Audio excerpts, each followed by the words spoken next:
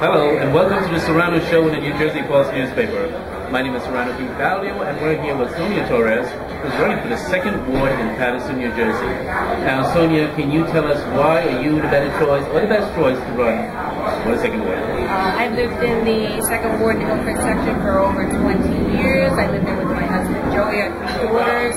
I have worked in the community. I've worked side by side, hand in hand with my husband. I think that women, 51% of Pattersonians are women. I think they deserve a voice in city government. I'd like to be that voice. I want to be that voice of compassion, that voice of reason, and voice of unity for the 2nd Ward.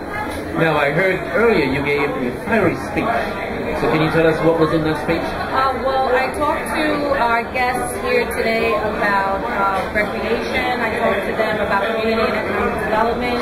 We spoke about reducing the taxes with my 10-point plan. The most important plans being part of that, the points being budget forecasting for the future 4 to 5 years, so that we can know what we're dealing with today instead of waiting for the time to come and trying to scramble and get a balanced budget. We talked about working together as a unit, as a community, and trying to bring everyone to the table to solve the issues that we're facing. What difference would we expect to see in the 2nd Ward under your leadership as councilwoman? Well, I believe it's important. I've stressed family core values. I have 3 young girls. My husband and I have raised in the 2nd Ward. I believe it's important, starting at home, to work as a family unit, bring that family to work as a block, to work as a community, to work as a city to get things done. I think I can work well with other people, with community leaders, with fellow council people, with administration, with level heads to get the job done, and be inclusive and make sure that everybody's involved. You talk about working with the administration. Tell us about that, what that relationship is going to be like. Well, I believe it's important to have a relationship with the administration simply because the administration has to work with the council people. They present the budget. They put the budget in format. We as council people have to vote on that budget and approve that budget. There has to be a dialogue between the administration and the council people in order to get a lot of the issues resolved. And you would know that because your husband was in the administration. Absolutely. I think it's a learning process. I've worked with Joey, as I said earlier, hand in hand, side by side for over 20 years, and I think it's important to have what he has always said, an open door policy. Let's ask you about crime. There was crime in the city, and what would you do as a councilwoman to reduce some of the crime? Well, I've talked, there is crime, and unfortunately in the society we live in is inevitable, but I think that my plans for recreation is important because I think we need to get those youth and juvenile early. We need to impose those recreational programs for them so that they have somewhere positive to go, where they have recreational activities, they have mentors, people that could turn their life around and just keep them off of the streets, and that's important. I would work with public safety, with our police officers. We would have to try to negotiate their contract, try to get more officers on board. There's cop grants, there's one of the opponents is talking about attrition, which is also a positive thing to look at. But it's starting with the youth early. I also had talked about juvenile apprenticeship program. We can have these juvenile first offenders similar to the pretrial intervention program that we have in Superior Court, where if the kid makes a mistake, let's call it a mistake, and he's a first offender, that we can have him do community service, work in the offices within the city where they can learn to do something, they can get a hands-on feel for certain jobs, and hopefully turn their lives around to eliminate future crimes. Now, I had a chance to observe the debates, and I found the answer that you gave was very, very articulate when you told the sitting councilman about him having the budget. Because I know he mentioned something about the administration, but you mentioned the council has the budget. And again, a lot of the things I've learned throughout the years has been through watching my husband in action, and I know that the administration puts the budget together.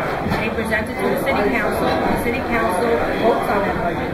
they have the power to make amendments, they have the power to make cuts, they have the veto powers to eliminate any certain line items. So where the incumbent is accusing my husband in the past administration for certain things, he sat in that seat and he was able to make those amendments and make those cuts and use his veto powers to remove line items. He voted yes. So voting yes would lead us to believe that he was okay with the budget. The budget was in good condition, in good shape. So for him to now blame someone else for maybe mistakes that he has made, I think is totally out of line. So just to be clear, the city council is the master of what that budget is? They're the ones that control the purse strings. They legislate and they control the purse strings. So just because the mayor presents the budget doesn't mean that you just go yes on it. You can go through that budget and suggest cuts and reduce expenditures. It's up to the city council. What else can we expect to see? There's going to be some changes in the second ward. I think that a lot of the things in the second ward that people are looking at quality of life issues. Again, I'm talking about recreational programs. We had talked, my husband and I, about introducing a dog park for the community. Just a lot of things to get the community involved. Loud noise. We had talked about instituting or working with the police department to have one particular unit just to resolve quality of life issues, whether it's loud noise, whether it's a blocked driveway. Instead of using the entire police force to come out for a quality of life issue, you should have one particular unit just specifically for those types of what they would consider quality of life issues, and not particularly crime. But getting the community involved. Can we expect, to see you more visible and accessible? Absolutely. I've spent 20 years, as I said, on the sidelines with my husband. In the meantime, I've also raised 3 girls, running back and forth to recreational activities, whether they've been out of town because the city hasn't had those available to our youth. Raising my girls has always been my priority. My girls are a lot older. I do plan to be more visible in the community and continue to work as I have in the past 20 years to try to make our community better. If I'm elected, then it'll be my job to be out there and of course dealing with working with the police department to get that information and be aware of that information so that we can see what we can do to our community. Now, your husband did a lot of economic development in the city under his watch, and you can't take that away from him. A lot of people have said it was before, it was after, but if it's on your watch, you get credit.